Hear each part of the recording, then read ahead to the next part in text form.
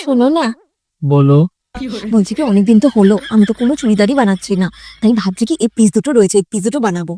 এই পিস দুটো? হুম। এগুলো যদি তুমি বানাতে যাও 2-3 হাজার টাকা তোমার এগুলো বানাতে খরচা হয়ে যাবে।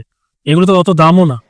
এগুলো কত সুন্দর চুড়িদার পিস বলো তো, এগুলো এক একটা সুন্দর। 5,000 টাকা করে নিয়েছে জানো। এগুলো 5,000 টাকা? হ্যাঁ হতেই পারে না, মানবই না আমি। ঠকিয়ে দিয়েছে তোমাকে, আমি গ্যারান্টি। তুমি কিছু বলোই না, তোমাকে ঠকিয়ে দিয়েছে। अच्छा যেখান থেকে কিনেছো যাও ওর মুখে গিয়ে মারো। ठीक है। তোমার মা আমাদের বিবাহ বার্ষিকীতে এই পিস দুটো আমাকে দিয়েছে, 5,000 10,000 টাকা দাম, উনি নিজে বলেছে। মা দিয়েছে? হুম। দেখি।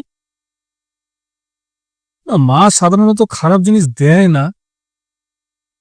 ও, এই ব্র্যান্ডের ব্যাপারটা তো আমি দেখিনি। এই যে, হ্যাঁ এগুলো ভালো। এটা তো সিরাম আউটলেটের।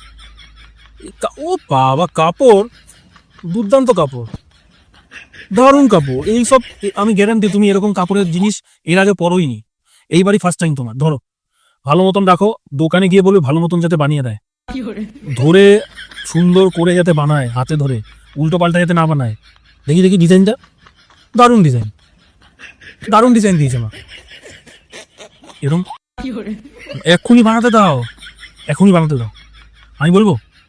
আর দেরি করো না, সন্ধ্যাবেলা হয়েছে, এখনই বানাতে দাও। বারবার বলছি, বানিয়ে এই দুটো বানিয়ে যতই টাকা লাগো বানিয়ে একবার একটা ছবি তুলে মাকে পাঠিয়ে দাও, মা দেখলে আনন্দ পাবে। আমি তো বলছি এগুলো 5,000 টাকা বললো মা, কিন্তু আমি তো ভেবেছিলাম এগুলো মোটামুটি এক একটা 7,000 8,000 করেই হবে। হ্যাঁ, তার মানে মা মনে হয় একটু মানে দামাদামি করতে পেরেছে, নালে যা জিনিস 7-8 হাজার টাকা। হ্যাঁ শিওর, ধরো দারুণ জিনিস, বানিয়ে দাও, দেরি করো না, তাড়াতাড়ি করে বানিয়ে নাও।